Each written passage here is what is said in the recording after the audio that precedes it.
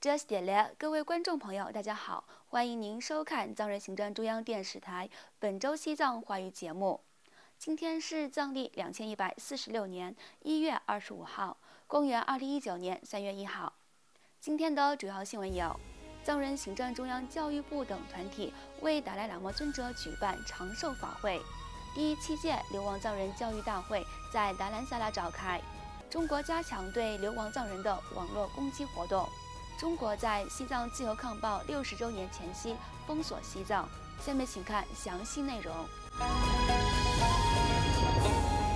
本周三，2月27号上午，藏人行政中央教育部及下属各学校、西藏境内外嘉绒地区僧俗民众、流亡藏人商业协会等，共同在大成经院为西藏精神领袖达赖喇嘛尊者举办长寿祈愿法会。尊者在法会上开示说，纵观西藏历史，藏人一直保持勇敢应对任何困顿的勇气，这值得赞叹。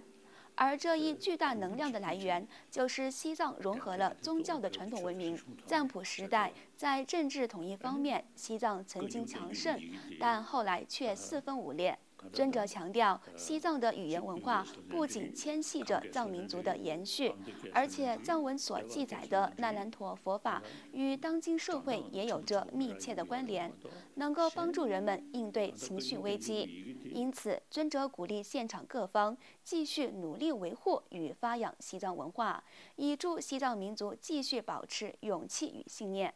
此外，由美国国际开发署赞助、藏人行政中央教育部主办的第7届流亡藏人教育大会，于上周六2月23号在印度北部达兰萨拉的藏人行政中央总部西藏大厦中召开。来自印度和尼泊尔境内76所藏人学校的242名校长、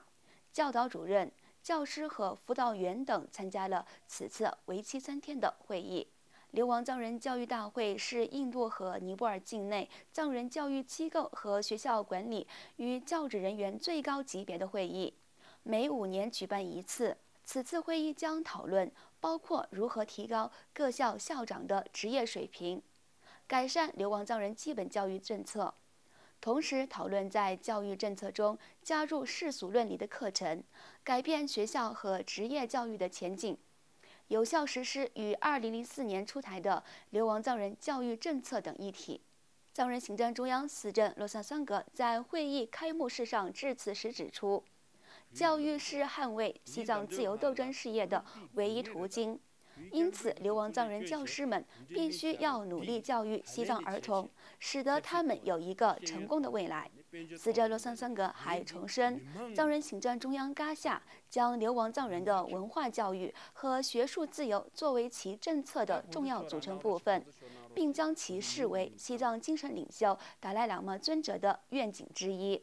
另外，由世界级的研究人员、分析师和工程师组成的斯科塔洛斯网络安全团体，于近期发现一项由中国发起的新的网络攻击活动。该活动主要向藏人行政中央和远藏团体发送病毒邮件，以及窃取网络系统内的重要资料和个人信息。据斯科塔洛斯网络安全团体的报告，这些含有远程访问木马病毒的邮件，主要向藏人行政中央各部门、支持西藏的团体和个人的邮件中发送含有病毒的文档，以及通过安卓和微软系统发送远程访问木马病毒，窃取系统内的资料和个人信息，终止或启动上述系统，或进行监控和窃取相关数据。而这样的网络攻击活动通常发生在某些与西藏有关的重要活动的前后。研究人员强调，网络攻击的目的是为了进入藏人行政中央网络系统，窃取重要的数据和资料，而藏人行政中央和非政府组织必须采取必要的预防措施来保护敏感数据和员工的个人信息。10多年来，藏人社区一直是中国电子间谍活动的主要目标之一。直到2009年，网络安全组织无法获悉中国网络攻击的运作规模，但在多伦多大学市民实验室发布了一份名为《追踪幽灵网》的数据报告中，首次明确地提到中国网络间谍活动的范围及其渗入到包括达赖喇嘛尊者的办公室和西藏自由运动相关团体的深度。请继续收看今天的最后一则新闻。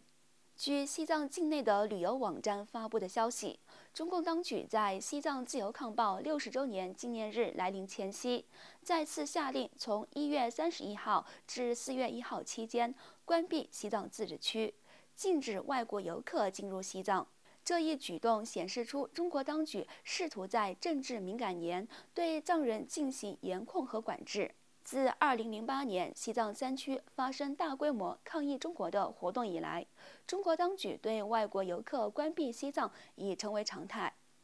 2018年2月10号到3月31号，中国在所谓的西藏自治区实施了类似的措施，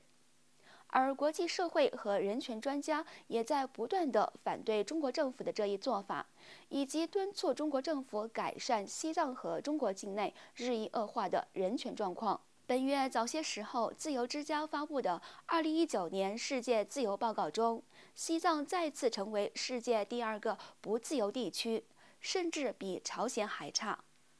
2018年11月，联合国对中国进行的第3次普遍定期审议期间，多个国家的代表提出了他们对中国统治下西藏境内紧张局势的担忧和质疑。观众朋友，藏人行政中央电视台本周西藏华语节目就到此结束了，感谢您的收看，我们下期同一时间再会。